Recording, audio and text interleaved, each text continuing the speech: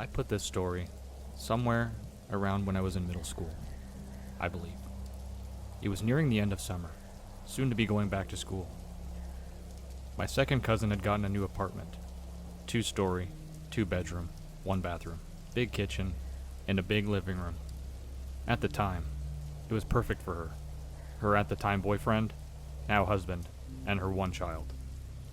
She invited us to spend the night with her, me and my elder sibling. Mom preferred to stay at home, but wanted to see the apartment still. We all loved it.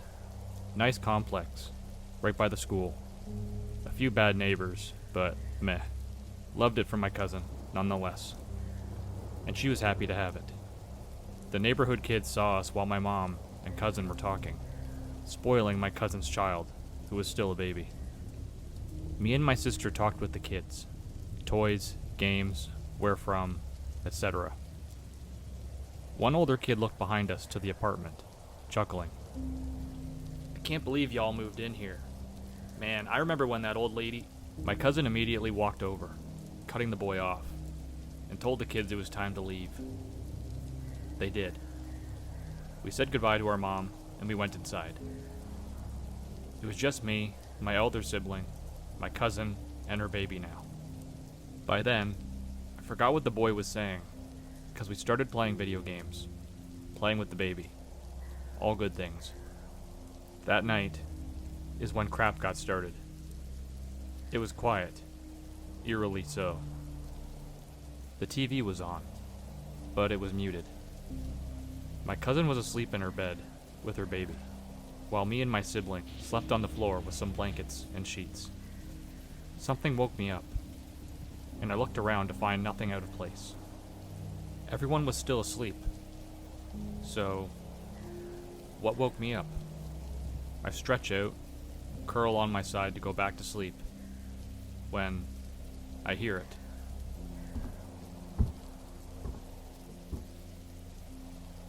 I could feel the sound, on my hand.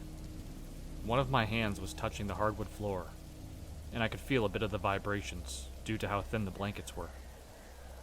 My sibling was awake, looking over at me. "You hear it too?" they whispered. I lowered my head to the cover to continue talking, and not wake up my cousin. This is the conversation that followed, in whispers. "How long has it been going on?" "I don't know, but it woke me up. I just didn't say anything, since she hasn't done anything." By then, I felt slightly nervous, anxiously looking towards the closed door. Her boyfriend wasn't here. He was gone with friends, since we spent the night. So, what was making the noise? "Should we wake her up?" Then my cousin said, "Be quiet and go back to sleep." Her sudden, yet sleepy voice makes me and my sibling flinch. I quickly lift my upper body up to stare at her, finding my cousin still laying down, with her eyes closed. I was thinking about going to the bathroom, but hesitated. A lie. I didn't have to go, but my child brain was curious, and I'll be damned if I was going to lay there knowing someone was in our house without permission. Again, child brain. I was curious as hell. To this day, I still look back and want to smack my younger self over the head. My cousin told me to go to the bathroom, and my sibling looked at me nervously. They didn't want me to open the bedroom door. Who knows what's on the other side? I was younger than them, yet braver. Or stupid. I walked out, pulled the door closed until it was only a crack. It was cold, not just my bare feet touching the floor. The entire apartment was cold, minus my cousin's bedroom. The bathroom was about 5 steps away, giving you the chance to look down the stairs and see the front door. I stood there for a few seconds at the top of the stairs, waiting, watching with my hands clenched into fists. I could see moonlight coming through the small window of the front door, creating a small lit path on the floor in front of it. Everything else was dark and quiet. By then, my cousin was irritated, calling me back into the bedroom. I told her I was going to the bathroom, so she told me to hurry up. I flushed the toilet to make it seem like I really did use it, turned the water on, and started back into her bedroom. As soon as the door was closed,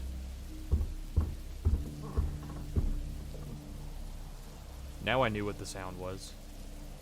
It was like someone coming up the stairs, yet it didn't come all the way up. The sound was faster, not slow like the first time I heard it. I sneaked a glance towards my cousin, who watched me as I laid back down, telling me and my sibling to go back to sleep. We did, and the next morning, our mom came to get us. My cousin at the last moment tried to get us to stay after looking over her boyfriend's work schedule. My mom kept saying no, since we had school the next day. Finally, after some back and forth, my mom asked her, "Why do you want them to stay so badly? Your boyfriend isn't here?" He's working, but I miss y'all, and I want to spend some more time with y'all. My mom, not buying it for one damn second. Uh-huh. What's the real reason?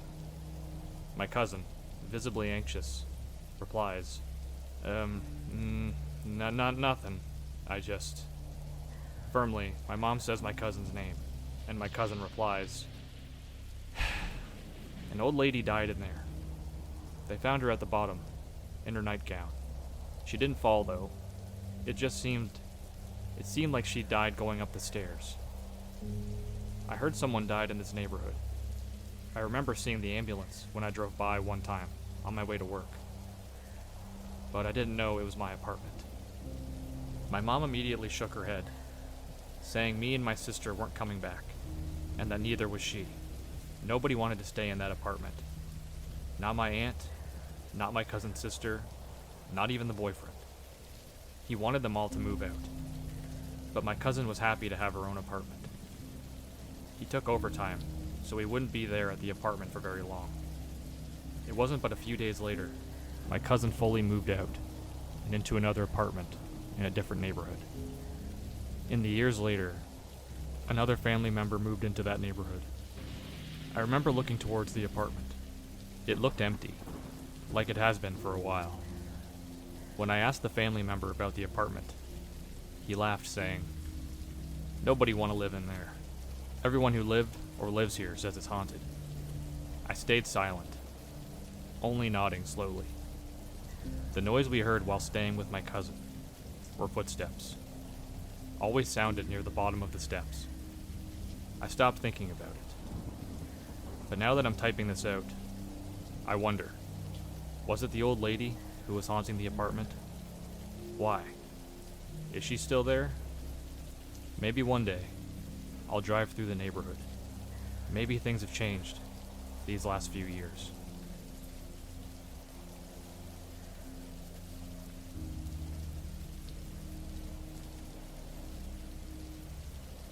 So, I grew up going to a Christian church, from birth. Very small and family-like. We loved it as kids. In 2008, I was about 9 years old at this time. We found out that somebody had ended their own life in our church. It was super strange and unexpected for the church people. A few months later, we found out that the pastor's wife had passed away. He beat her and tried to stage a car accident. When she passed away, our pastor threw her a memorial service at the church. On that Sunday, my family and I showed up to show support for him and her family. You know how at funerals people stand in a line, and you usually walk up and hug them? Yeah, same thing here. We walk away and give our respects, and I hugged him. He got away with it for over a year, before people started questioning the whole situation. The whole time he was still preaching at our church, and just continuing on with his life. So fast forward a little, and they realized that my pastor had killed his wife. But then some people started questioning the death of his first wife, from 1999. This man killed 2 wives, got away with one, and almost got away with the second one. The person who ended their own life, we later found out, he killed himself because the pastor was also having an affair with another member of the church, who was also married. I was not only close to this man, but I slept in the same house as him, on our Bible retreats, and such. Super creepy. It makes me have a lot of trust issues.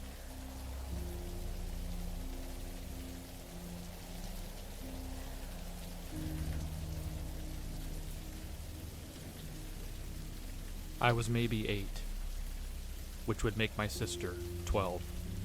My brother wasn't born yet, and I'm 9 years older than him, so had to be before that. Our parents were out for their anniversary dinner, which meant they'd be out till probably 12.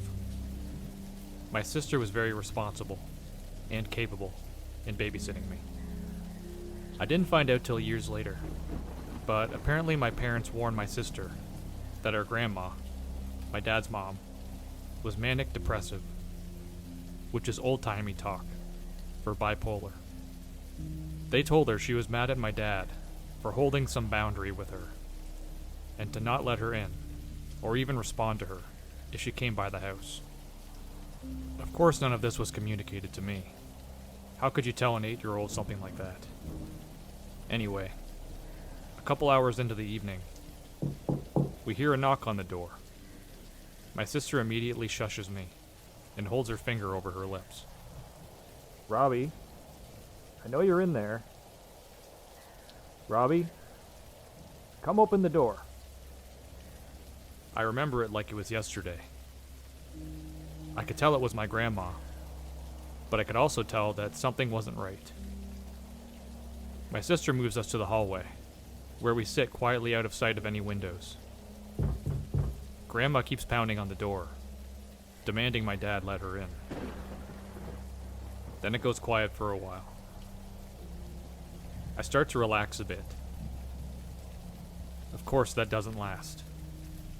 Suddenly, a bedroom window starts getting slammed, and my grandma sounds like a fucking demon, screaming for my dad.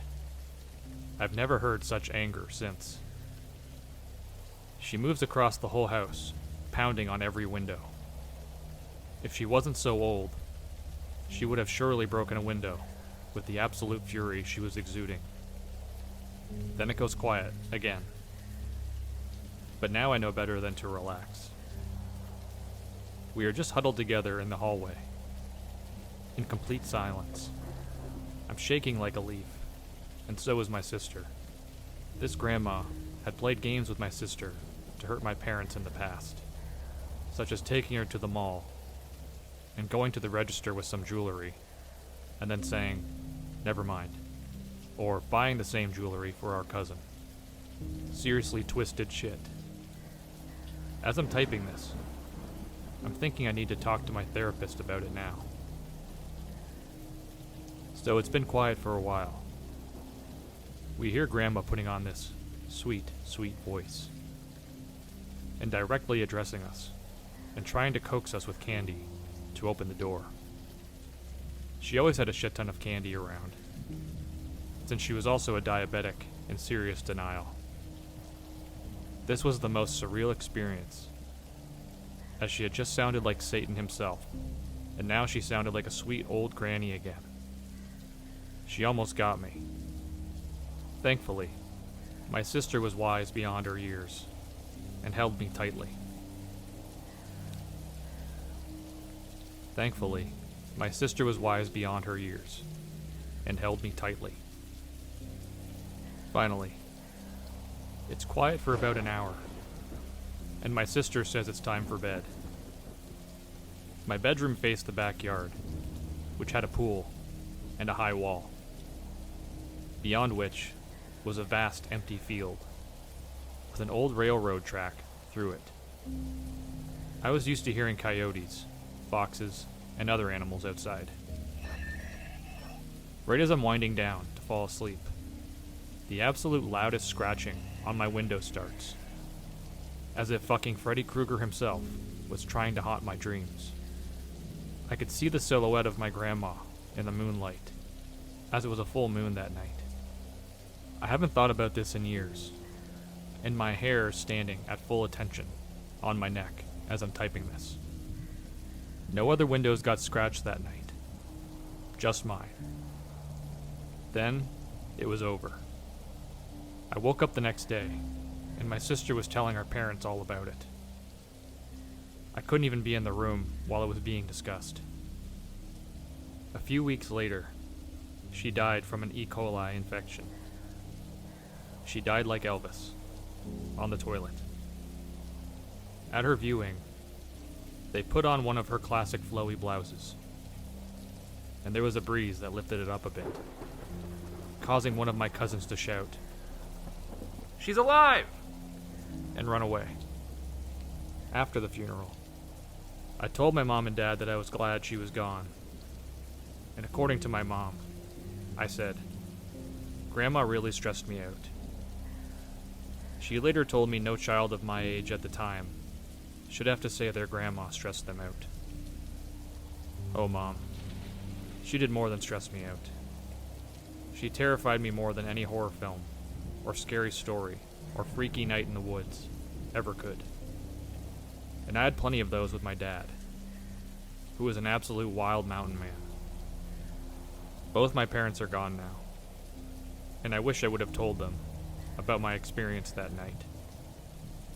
But I trust my sister told them what they needed to know. Now I have a 4-year-old daughter, and my wife's parents are the complete opposite of my grandparents. Both sides of my family had seriously fucked up histories. It makes me cry when I look at pictures of her with her grandma and grandpa at their farm, riding a horse or chasing a chicken. I'm glad she gets to have that classic grandparent experience. Yeah, I'm definitely going to have to talk to my therapist about this.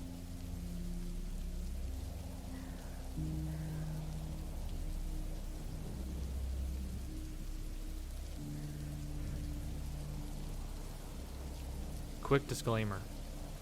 This isn't my story, but from a good friend of mine. We'll call her Jess. Yet still, the story sends shivers down my spine every time I think about it. So my friend, Jess, once drove back home from her parents' house through a rural area in southern Germany. Least to say, it was a late night and a relatively quiet ride, until the road ahead was suddenly blocked by what she described as a large log. She was super annoyed by this, because this was literally the only road she could have taken back, without driving for another hour or so, if she decided to drive back again. When she got out of the car to further inspect the roadblock, she didn't notice anything out of the ordinary. Germany is pretty tame when it comes to wildlife in rural areas, so there's usually no serious wildlife encounters apart from hedgehogs or a deer, and began to move the log out of the way. Don't know how long it took her, but by the time she was finished, another car had stopped not far behind her, waiting for her to continue driving. At least, that's what she thought. As soon as she got back into the driver's seat and continued her drive, she noticed that the car was following her. At first, she assumed it might have been coincidental, because on a singular road with nowhere else to go, it was only natural that the other car would take the same route as her. But it got weirder as soon as they entered the next town, and the car was still following her. She panicked, called the police, informing them about the situation, and that she's driving home so that they can intercept the stranger as soon as they arrive at her home address. Since she was relatively close to her house already, she knew it'd take the police probably a few more minutes until they got there as well. So she decided to park a few houses away to not appear suspicious. She continued to sit in the driver's seat to see if the car was still around. And indeed, the stranger even parked directly behind her. At this point, she had the pepper spray at ready, and the doors locked from the inside, and was obviously super anxious when a man got out of the car and walked up to her window, waving at first and gesturing toward the back of her car. Confused by this, she decided to roll the window down a tiny bit to ask what's up with this guy. The man explained he had only been following her until now, to tell her that, while he approached her car by the roadblock, a stranger had snuck into her trunk, and is probably still there. Jess was absolutely bewildered, yet terrified by this. She couldn't believe the guy outside her window at first, but he then showed her that he's called the police prior to their conversation on his phone, so she trusted him enough to get out of the car. Soon after, the police arrived, opened the trunk, and arrested the guy that had been hiding in there. Turns out, her initial stalker was telling the truth, and was really trying to help her out. I don't really have the details on who the guy in the trunk was, but I've been told that he definitely had ill intentions, probably breaking into her house, or whatnot. Since then, I never drove around with an unlocked car, the ones that don't lock automatically since then, and always check every window and my trunk before I get into my car.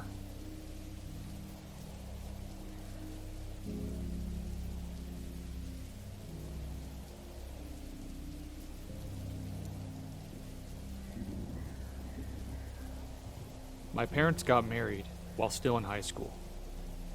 I wouldn't recommend this. The 12th grade, to be exact. They were legal adults. I came just a year later, when my mom was 19, and my dad was 20. We lived in a one-bedroom upstairs apartment, in a crappy complex. I slept in my crib, until I started climbing out of it, and finding my way into my parents' bed, or into trouble. When I was 4, my parents decided I needed my own room, so they upgraded to a 2-bedroom downstairs apartment in the same complex. They fought horribly, all the time, but outside of that, everything was pretty normal. I made a few friends with other children around the complex, and a cousin and her 3 kids also lived in the complex. Everything was fine, until a new neighbor moved in next door when I was 6. Immediately, this lady didn't like me, and she didn't hide it. I was at school when she moved in, but on the weekends, when I went out to ride my big wheel bike and play, she stood in her door and glared at me, with the most hateful look a person could give a child. To be honest, I didn't like her either. Something about her bothered my spirit greatly, though, at the time, I didn't understand why. It's like she could sense my presence outside, and would literally spawn outdoors, just to glare daggers at me, and mutter things under her breath. I felt an evil presence on her, and started making a cross with my fingers whenever I saw her. This enraged her, and she lied and told my mom that I threw her a middle finger. My mom believed me instead. Strange things started happening in my room at night. I had a rocking horse. It was beautiful, and I enjoyed playing on it. However, it started rocking on its own whenever I tried to sleep. My parents heard this, as the springs made a distinctive noise. I had one of those dolls whose eyes open and close, depending on if it's lying down or sitting up. The doll's eyes would sometimes remain open while laying down, or it would blink, scaring the crap out of me. There would be strange knocking noises in my wall. My parents heard this as well, and they permitted me to sleep with them in bed. One day, my mom and I got locked out of our apartment. This was before everyone had cell phones, the 90s, and our cousin wasn't home. My mom, against my pleas, knocked on the neighbor's door to use her phone. She let us in, glaring at me the entire time. I never let go of my mom's hand, or came from behind her leg. In her house, on her wall, were multiple upside-down crosses. Strange-looking masks, some with horns. There were candles everywhere, and small colorful bottles with powder in them. My mom looked around, like, what the fuck? But kept her composure. She held my hand tighter. made the phone call to my dad at his job, telling him to hurry back now, and we quickly exited the apartment, thanking the woman. She watched me as we left. My mom told my dad everything, and he told his father, my grandfather, who was a pastor. He immediately brought us a bottle of prayed over olive oil, aka holy oil, to anoint our house. My mom also told her side of the family, who were very strict Christians, and they were all, for a lack of a better word, flabbergasted, and started a prayer meeting. A few days later, at her back door, a white powder substance was across the threshold. My mom poured some of the oil on it, and it absorbed it and disappeared. The woman later tried to offer me some candy, which I declined, even though I loved sweets. My nickname was Sugar Ant, because I loved junk so much. I had made friends with a little girl in the complex that lived on the other side. One day she had some soft chews and offered me one. Like an idiot, I accepted and ate it. It didn't take long before I fell violently ill. Fever, sweating, skin darkened, dark circles around the eyes. Nothing given to me at the doctor's helped. I couldn't keep anything down.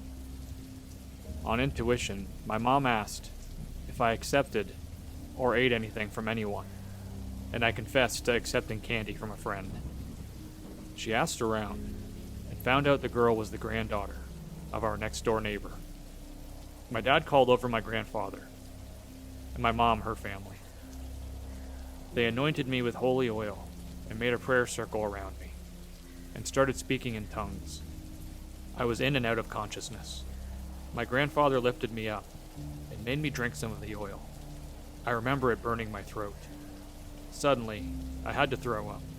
I leapt from the couch, where I was laying, and sprinted to the bathroom, where I started throwing up a thick, black sludge. A lot came out. My mom was shaking and on the verge of tears. Everyone continued praying in tongues. I threw up for a while, until it was all out. I suddenly felt a lot better. I was fussed at for accepting food from strangers, even friends. The adults talked while I rested. After a few days, the woman saw that I was fine. This time, I glared at her back, as I was angry. I was young, but I understood she had tried to poison me, for no reason. I made the cross sign again, with my fingers, and she went back into her house and slammed the door. She moved out sometime after that.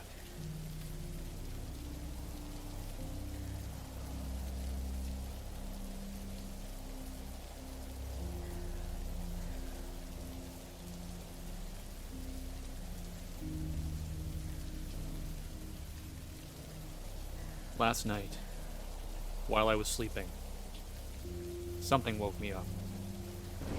Like, I don't know if it was a noise, or the dog barking, or what. But it woke me up. But I couldn't wake up, because I was too asleep. Well, it sounded like there was two people talking at the foot of my bed.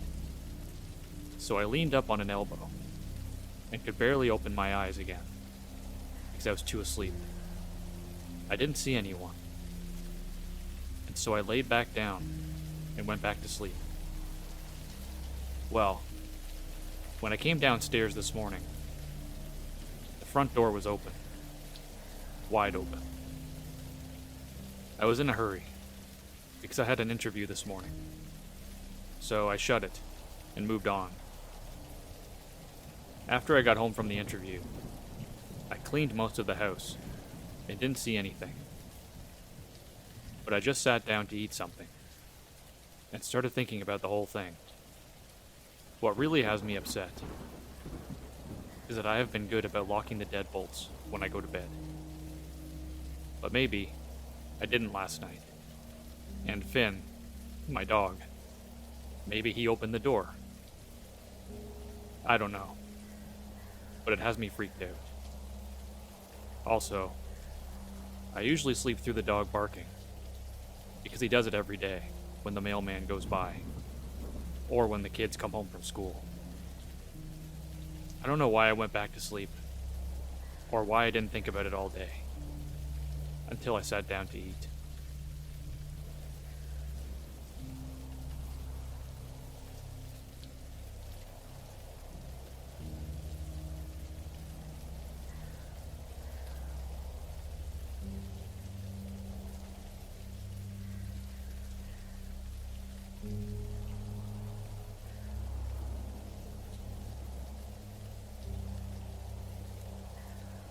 In around 2018-2019, I, a 25-year-old female at the time, was living in Nebraska, where I grew up.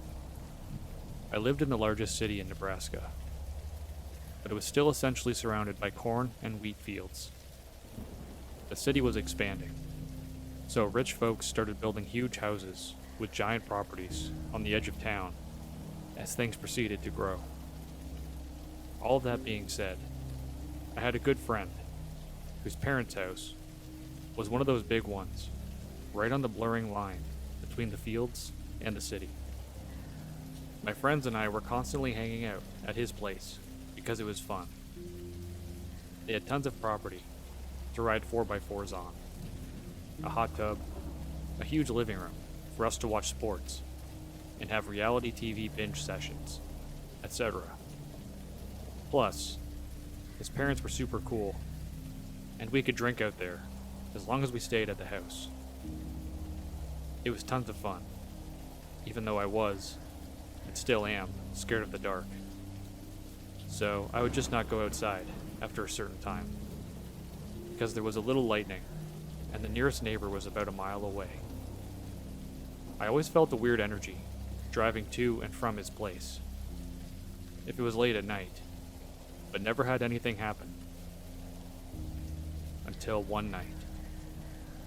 The drive out there was a long winding, two-way road that had thick trees on both sides, and you pass one of the city's largest cemeteries on the way. Barely any lighting, of course, besides the street lamps every once in a while, and very little traffic. It's all inherently a bit creepy. And I'll admit to having sped through this section of road many times to get through it as quickly as possible. This one specific night was perfect spring weather, so I was driving with my windows down, listening to music, and it was around 10 p.m. I was coming around one of the curves in the road when I had to essentially slam on my brakes. Right in front of me in the middle of the road, maybe 50 yards away, was what looked like a family. Again, picture a completely pitch black road with thick forest on both sides, and only my headlights to show what's in front of me. This was a family of 3, maybe 4. A tall, slim woman, a man of average height and weight, a child with short hair, but couldn't tell the gender based on the clothing, and couldn't see their face. So maybe they were around 8 years old. And the mother was pushing a fucking stroller. Their clothes looked normal. Not tattered, but also not nice. They also were not carrying any kind of light source. Meaning, before I arrived behind them in my car, they had been walking in the pitch black.